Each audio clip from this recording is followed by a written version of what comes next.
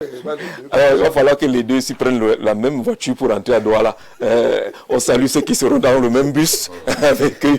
Ils nous feront les captures de cette situation très rapidement, en une quinzaine de minutes. Le conseil de cabinet s'est tenu cette semaine et l'une des questions au centre de ce conseil, c'était la gestion de l'or au Cameroun. On a entendu dire justement qu'il y a des quantités importantes d'or qui sortent du pays, qui ne sont pas chiffrées, qui ne sont pas repérées, un véritable scandale. Et dans la région de l'Est, on s'interroge finalement à qui profite cette affaire. Est-ce que le ministre qui a engagé cette lutte contre le trafic illicite de l'or peut réussir cette bataille sous le Noyolo? C'est extrêmement compliqué parce qu'il est encore intérim, je crois. Le ministre intérim. Il se bat comme il peut. Et ce n'est pas le conseil de cabinet qui peut régler ça. Le président de la République doit prendre la parole. Mais sauf que nous vivons ce que j'appelle la crise de pouvoir. La crise de pouvoir, pourquoi? Parce qu'aujourd'hui, quand le président de la République parle, on a le sentiment, et je le dis encore, qu'il parle pour parler. Puis encore, on a le sentiment qu'il faut attendre l'autorisation de quelqu'un d'autre pour que la parole du président de la République soit actée. Et c'est extrêmement compliqué. C'est ça que vous avez vu tout à l'heure, n'est-ce pas, les deux copanélistes ne pas s'entendre. Parce que justement, Cameroun qui gouverne, l'État est ailleurs, comme disait Luc Sindiou. Voilà un problème sérieux.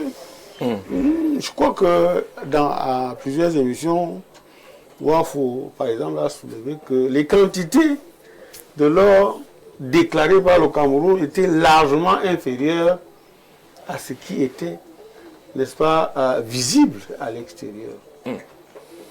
Maintenant, quand vous avez les efforts que mène un ministre par intérim, alors qu'à côté, il y a beaucoup de ministres qui font de la sous-traitance, il y a beaucoup de fils de l'Est, n'est-ce pas, qui font de la sous-traitance, et à un moment donné, beaucoup se battent pour avoir des permis, mais lorsque ces permis leur sont délivrés, n'est-ce pas, c'est d'autres personnes qui exploitent l'or. Et par rapport à cela, on transforme les fils de l'Est en des petits esclaves. Parce que ce qu'on a vécu là avec les Sino, machin là, c'est pire à l'Est.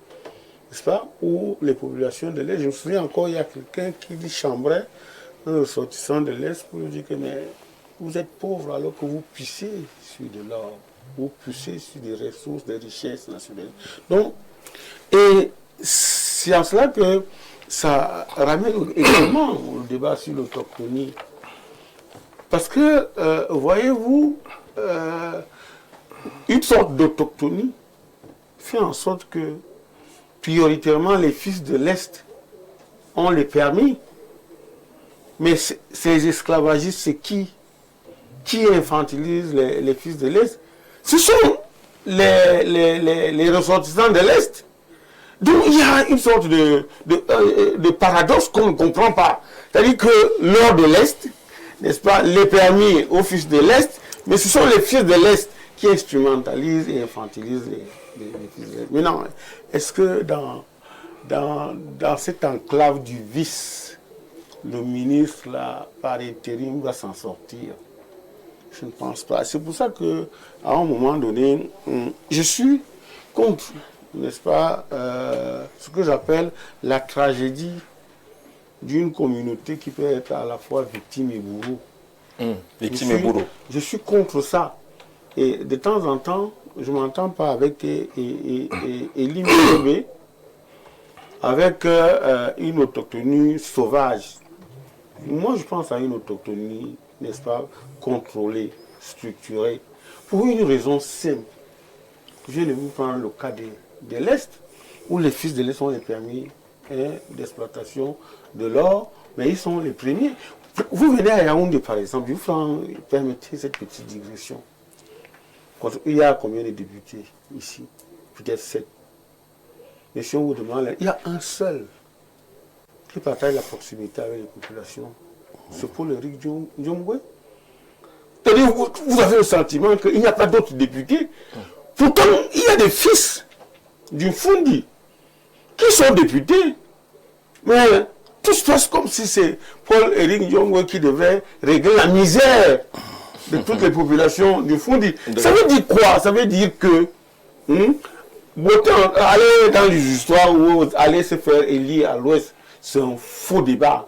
C'est-à-dire que lorsqu'on est, n'est-ce pas, implanté quelque part et qu'on est capable d'apporter, n'est-ce pas, du bon cœur, qu'on est capable de résoudre les problèmes des concitoyens, il faut le faire. Parce que l'histoire d'affirmer de manière péremptoire que le littoral au littoralien, il y a des littoraliens qui ne valent rien, qui ne font rien pour les chiffres. Et c'est pour ça que j'ai cité sur les chiffres là. C'est pour ça que j'ai cité l'exemple. Je ne connais pas.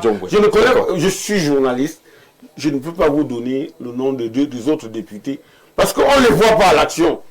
On ne le voit pas du tout. D'accord. Donc, alors, les chiffres, sur les chiffres, par exemple, José-Marie Elundou, en 2023, les douanes camerounaises déclarent 22,3 kg d'or exportés. Entre-temps, on apprend également à partir des Émirats Arabes Unis, principal acheteur, qui a eu 15,2 tonnes d'or camerounais importé de ce côté-là, soit 90% de l'or camerounais qui part là-bas sans passer par des circuits officiels. Est-ce que l'État, le président a demandé une enquête là-dessus? Le ministre a fait les premières descentes sur le terrain. 200 structures sont pratiquement reconnues illégales aujourd'hui. Est-ce que c'est un combat qui peut être gagné, de ramener l'exploitation à l'illégalité? Une fois de plus, je vous dis que j'espère que vous allez un jour nous ouvrir un vrai débat sur ce plateau, sur les questions. Absolument. Ça, avec le temps qui nous reste. Pour qu'on vit de ça. Un jour, peut-être 2 heures. Il vaut mieux programmer une grosse émission. Je pense que ce serait bien de le faire parce que c'est. Mais vous pouvez même ajouter un peu de. C'est effectivement important. Mais seulement, moi je tiens à vous dire toujours que nous refusons de voir que nous sommes dans un système en transition. C'est-à-dire nous sommes dans un nouveau projet. Parce que ce que vous voyez, l'affaire de l'or, là, c'est pareil. Le Cameroun n'a pas de politique monétaire, la politique de l'or. Nous n'avons pas. Pourquoi? Parce que nous n'avons jamais été nous-mêmes gestionnaires de notre monnaie. Aussi simple que ça. Notre or est exploité, mais on parle de maintenant. Même avant les indépendances, vous avez suivi la ruée sur Eseka. Les villes comme Eseka, c'était un grand producteur d'or pour les Allemands. Il faut savoir que, en fait, aujourd'hui, comme les gens ne sont pas férus d'histoire, les gens pensent que c'est nouveau. L'or du Cameroun, les ressources minières du Cameroun ont toujours été exploitées. La carte minière du Cameroun existe depuis les Allemands. Donc ça, c'est important de savoir. Moi, j'ai la chance d'avoir travaillé dans un projet qui s'appelle le CAPAM. J'étais à la fondation. Ce CAPAM qui était piloté par un ingénieur général des mines, du nom de Nteb Gouet, qui, à mon avis, est l'un des hommes clés de ce secteur, qui a dessiné notre carte minière du Cameroun et qui a été le coordonnateur de ce projet à la retraite aujourd'hui. On avait mis en place un système, parce qu'à l'époque, on avait déjà observé qu'on perdait beaucoup d'or. C'est-à-dire qu'en fait, l'or enrichit les individus. L'or camerounais enrichit les individus. Les bijoutiers, tous les bijoutiers de Yaoundé, l'or vient de l'Est du Cameroun, enfin, et même du Sud. Autant, il y en a un peu partout. En même temps, l'État affiche pratiquement un manque à gagner fiscal de 165 milliards de francs CFA en 2023. Mais donc les gens se font beaucoup d'argent. Mais ça, c'est rien. Il faut mettre en place une politique minière. Parce que quand vous parlez de l'or, nous, au CAPAM, il y avait l'or, le diamant, le saphir, c'est pas moi, vous aviez le tungstène, nous étions dans toutes sortes de mines. La mine solide, la mine liquide, etc. Normalement, la sonomine devrait être le pendant aujourd'hui de la SNH. C'est-à-dire que si on avait continué avec le modèle qui avait été mis en place, qui était un modèle où l'État avait sur le terrain des collecteurs. La politique de l'or consisterait pour l'État du Cameroun à racheter lui-même son or sur le terrain pour le mettre en réserve à la caisse de dépôt et consignation. Vous comprenez? Parce que ce qui se passe, c'est quoi? Dans le fonctionnariat camerounais, et avec ce que vous voyez, on cherche l'argent un peu partout là, ce que sous les bouquets, on cherche l'argent, on va avoir chez les maires et tout. Il se trouve qu'on allait mettre la douane sur l'or. Or, on ne met pas la douane sur l'or. Quand vous prenez 20 kg d'or pour entrer avec ça en Arabie Saoudite, vous payez 50 dirhams. C'est peut-être dans les 7 000 francs, 10 000 francs. Tout cet or-là. Or, l'or, en fait, c'est quand il entre dans le pays qu'il devient important pour l'ensemble du système monétaire et même pour l'enrichissement national. Ça veut dire que le Cameroun aujourd'hui peut se décider à devenir, puisque tout le monde connaît le cours d'or, jusqu'au village, on connaît. Et je vous dis, 1 gramme d'or aujourd'hui à plus de 70 000 francs.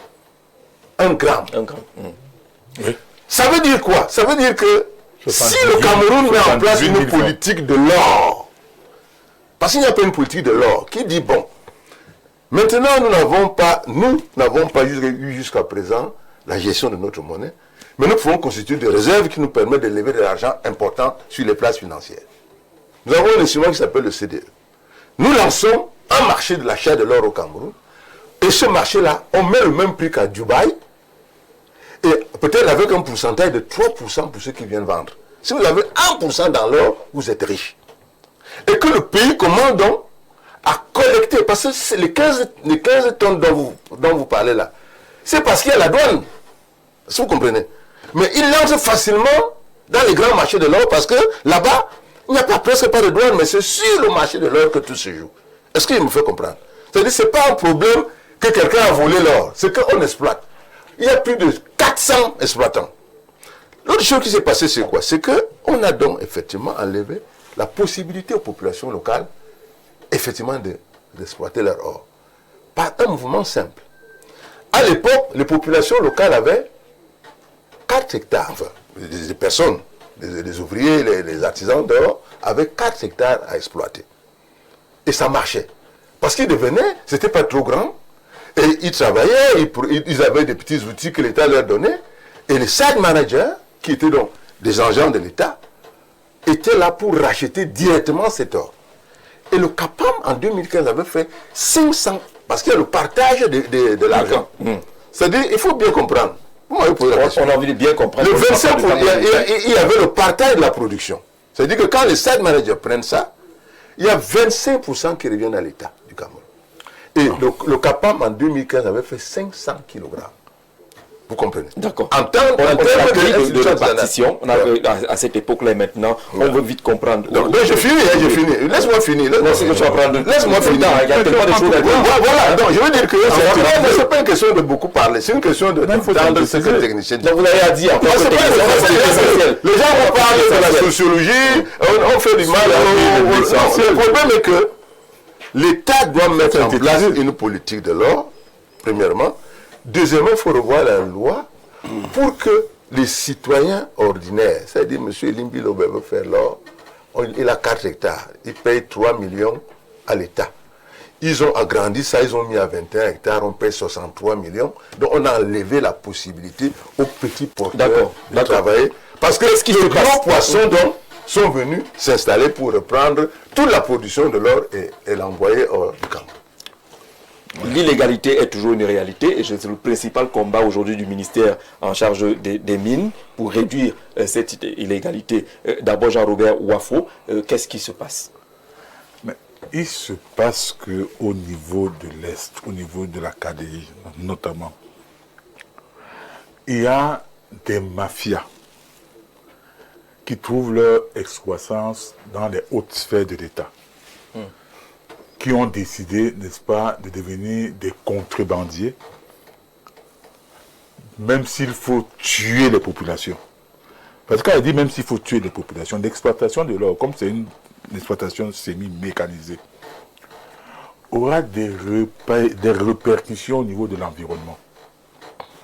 Vous verrez, dans un pays normal, c'est-à-dire des populations, on devrait interdire pour le moment cela. Est-ce qu'il y a eu des études d'impact environnemental de ce côté avant? Il y a eu des études. Est-ce que ces études ont conduit à quoi? Lorsque vous avez 4 hectares, quand vous avez le cahier des charges, vous impose la restauration du site. Est-ce que vous savez qu'aujourd'hui, les populations auront du mal à consommer le maïs? Même le couscous.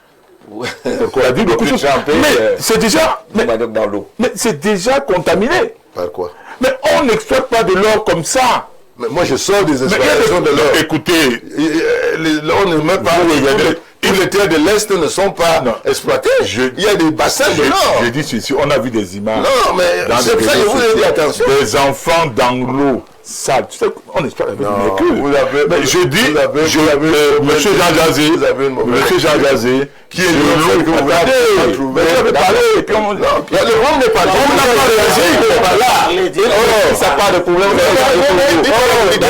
J'ai dit qu'à Waf, on laisse des choses. Waf, dit ce qu'il voit. Je dis, j'invite Info TV. J'invite Info TV aller faire un reportage de ce côté. D'accord. Donc même maintenant, sur le coup financier, maintenant sur l'aspect financier, oh là là. Mais toi tu as parlé de sur un technicien, tu comprends? Non, j'ai été le premier à parler de ce sujet. Et vous faites des règlements des postes. Mais je vous dis, tu es politique, je dis, vous êtes caché, vous êtes caché. Et c'est comme la mise sur c'est comme la mise sur le plus au moins 30 ans. José Marie. Maintenant, parlant de l'incidence financière, vous avez dit ici que le Cameroun a déclaré avoir exporté 22 kg d'or. L'ITU a trouvé, n'est-ce pas, aux Émirats Arabes Unis, uniquement aux Émirats Arabes Unis, qu'il y avait 15,2 tonnes d'or en provenance du Cameroun. 1 kg d'or sur le marché international, c'est 78 millions. Ça veut dire que 1 gramme, c'est 1 gramme, c'est 78 000 francs. 1000 francs. Ou 80 000 francs. Et non 70 000. Donc c'est 78 millions, 1 kg d'or. Quand vous prenez la différence entre 22 kg que le Cameroun a déclaré avoir exporté uniquement aux Émirats Arabes Unis et les 15,2 tonnes d'or qu'on a retrouvé là-bas en provenance du Cameroun, quand vous prenez 1 kg d'or à 78 millions de francs CFA, ça fait 1180. C'est là où se trouve. Attendez, ça vous avez parlé. C'est là où se trouve. Donc la compréhension du mécanisme ne comprend rien. Je dis ça fait 1100. Oh là là. Ce n'est pas une soustraction. Ce n'est pas une soustraction. Tu n'as rien compris. Les 15 tonnes d'or sont sortis comment? Ont été exploités. Ok? Ont été exploités au Cameroun. Au Cameroun. Pas des entreprises installées à l'ouest qui sont sorties. Si c'est pour ça, vous ne connaissez rien, monsieur. Si vous connaissez la production de l'or, la production de l'or c'est 60%. En termes, quand vous voulez faire le calcul de l'or, la question est là. Merci. Non, c'est vous qui ne comprenez pas. Vous ne maîtrisez pas je dis le c'est tellement technique. L'État du Cameroun ne peut pas avoir exporté par des fonds. Comment? Que vous défendez quoi? Non, parce que vous le défendez. Non, laissez tomber. On dit qu'on a retrouvé aux Émirats Arabes Unis 15,2 tonnes d'or. Quand vous voulez noyer la 15,2 tonnes d'or. Après un différentiel de 1180 milliards de francs. Avec un montant qui va avec vous l'avez indiqué. On est, comme Bossou le dit, on vient, on martyrise. N'est-ce pas, le côté territorial des paroles, alors qu'il y a de l'argent que se fait localement. D'accord. Se fait localement. Ça, c'est tout. Le Premier ministre a subi. Monsieur, c'est cette question. Taxe à Non, vous savez ce qu'on a fait, s'il vous plaît. Le pas de port que nous avons combien? S'il vous plaît, vraiment tu ne connais pas. Le combat aujourd'hui du gouvernement, c'est de stopper cette exploitation illégale. C'est ce que le président l'a dit, c'est ce que le Premier ministre a rappelé hier, et c'est ce qui a mené le ministre des Mines à aller sur le terrain. Est-ce qu'on peut tordre le cou à ce phénomène qui nous fait perdre beaucoup d'or et beaucoup d'argent? Oui. S'il vous plaît. On peut tordre le cou. Déjà, il faut féliciter le ministre qui, malgré sa position difficile, parce que, comme disait Soulé tout à l'heure, un statut de ministre par intérim, ça ne favorise pas l'autorité, l'expression de l'autorité du ministre. Peut-être faudrait-il, pour le cas particulier, lui donner la plénitude des pouvoirs dans ce ministère. Parce qu'il exprime un savoir-faire et une volonté de réorganiser ce secteur. C'est très important. Mais, s'il vous plaît, oui. Mais je voudrais dire, avant d'aller au fond de ta question, dire à mon ami Soulé que la question d'autonomie est irréversible. Mais alors essayons d'avancer sur l'ordre. On a plus que 10 minutes maximum parce qu'on a largement débordé. Pour lui dire que je suis de ceux qui pensent que les populations autochtones de l'Est devaient être les premiers bénéficiaires. Absolument. Elles devraient être organisées pour elles-mêmes. S'il vous plaît, on vous écoute là, les micros sont ouverts. Elles devraient être organisées, formées. Parce que l'exploitation minière a besoin de savoir-faire scientifique. Elles devraient être les bénéficiaires de la dispensation de ce savoir-faire. Pour qu'à l'échelle artisanale, elles puissent tirer le meilleur profit. Les populations de l'Est devraient être des gens formés dans la joaillerie.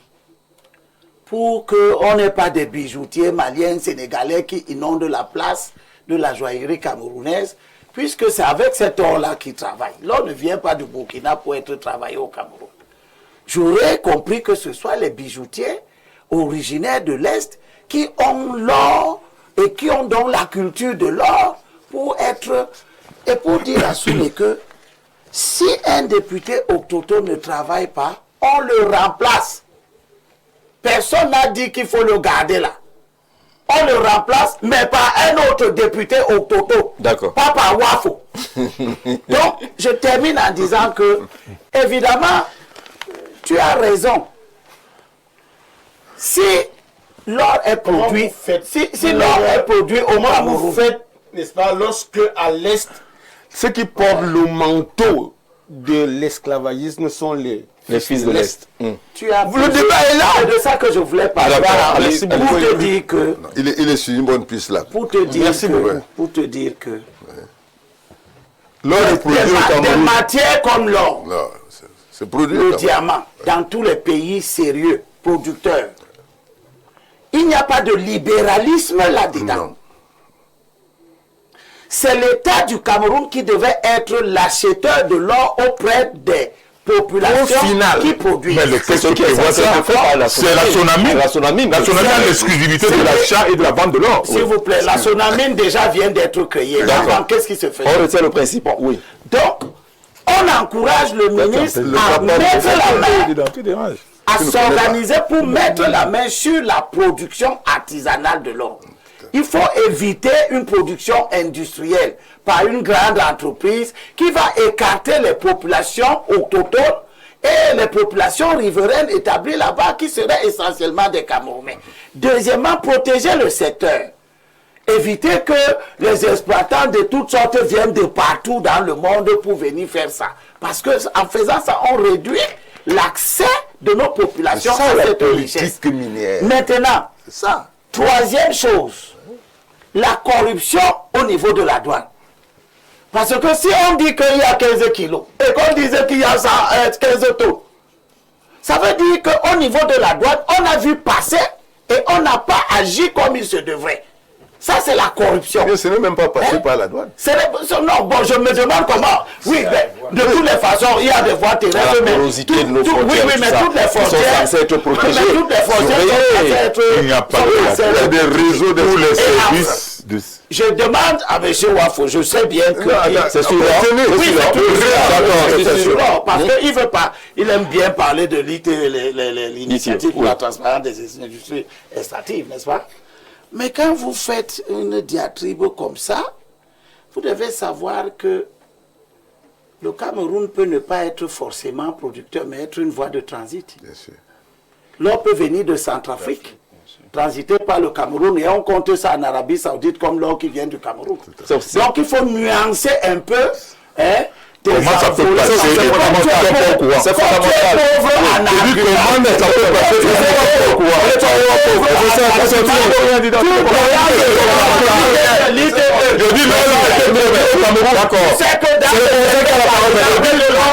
avez raison, vous avez raison. Considérer un pays comme producteur de drogue alors qu'il n'est qu'un pays de transit. C'est un argument qui pèse. D'abord, professeur, vous avez réagi, d'abord le professeur. C'est un combat sérieux pour défendre les intérêts des populations locales de notre pays qui est engagé. La question est de savoir si la commission d'enquête appelée par le président de la République, la convocation du sujet en plein conseil de cabinet et les différentes descentes du ministre sur le terrain avec déjà les premières correspondances qui montrent qu'il y a beaucoup de structures illégales peuvent permettre à ce que le Cameroun protège et rentabilise son or. Merci de me poser la question. C'est une question très sensible qui est déjà révélatrice d'un fait. C'est que dans le temps, il y a un décalage de l'attention qui est accordée à un secteur qui peut être un secteur important en termes de richesse. Ça veut dire que l'économie parallèle était depuis longtemps installée et cette économie parallèle correspond en réalité à des réseaux mafieux qui sont des alliances entre des éléments politico-administratifs et des éléments économiques étrangers ou nationaux. Le deuxième aspect, c'est qu'évidemment l'accès à cette économie parallèle est inégalitaire. Ça va donc bénéficier à certaines couches sociales plutôt favorisées qui vont essentiellement s'assurer d'un moyen commode d'accumulation à la fois au détriment de l'État et au détriment des communautés locales. Le Cameroun veut être un pays émergent. Et pour tout pays qui veut être émergent, il lui faut à la fois une connaissance de ses ressources naturelles et en même temps la création de capacités à identifier ces ressources naturelles et à savoir les transformer. Ici, il est donc fondamental, pour un certain nombre de raisons qui ont été indiquées par M. Elundu, que pour le cas spécifique de l'or, il y ait une consolidation de la politique publique qui est conduite dans ce domaine, avec un élément de priorité souveraine. C'est-à-dire que, et il ne faut jamais l'oublier, les ressources, et particulièrement les ressources du sous-sol, sont la propriété de l'État. Mais quand je dis l'État, je n'entends pas seulement l'État comme organisation de bureaux. J'entends l'État comme communauté politique, c'est-à-dire communauté constituée de citoyens. Maintenant, en raison de ce qu'on a dit avant, le Cameroun étant une nation de nations de nations, c'est-à-dire un pays multicommunautaire, vous ne pouvez pas, sans que cela ne suscite de problème, exploiter par exemple de l'or dans une région comme l'Est sans laisser une grande partie de la valeur ajoutée sur place. Si vous le faites, ça veut dire que vous êtes en train de fabriquer un nouveau problème identitaire. Et puis demain, quand des gens vont donc prendre les fusils, vous serez étonnés. Et ce principe, on doit l'appliquer pour toutes les régions, parce que dans toutes les régions, voilà, dans toutes les régions, il y a des richesses. Et les gens qui vivent dans ces régions doivent tirer parti de la dotation naturelle de ces régions. Et ça doit se traduire donc dans leur spécialisation au niveau économique. C'est comme ça donc justement qu'on va commencer à limiter les tensions intercommunautaires.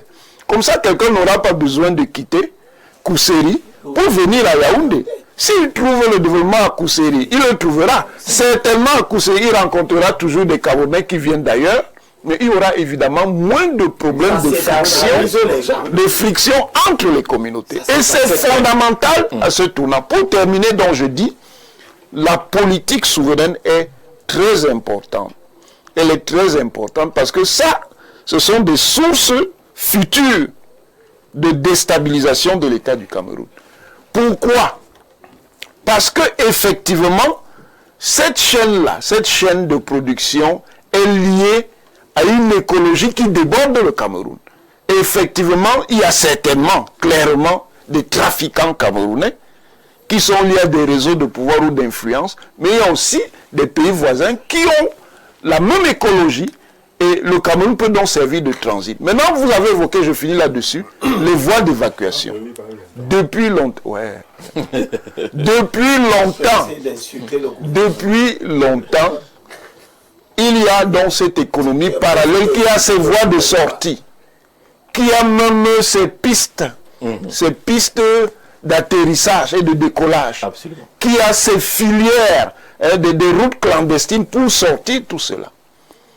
C'est à l'État et aux communautés de contrer cela parce que c'est de leur intérêt. D'accord. On a fini pour cette émission. On a fini pour cette émission. On verra dessus la prochaine fois. Merci d'avoir regardé. Monsieur, merci beaucoup. On a suffisamment grignoté sur le temps. C'est mon jour d'anniversaire. On se retrouve la semaine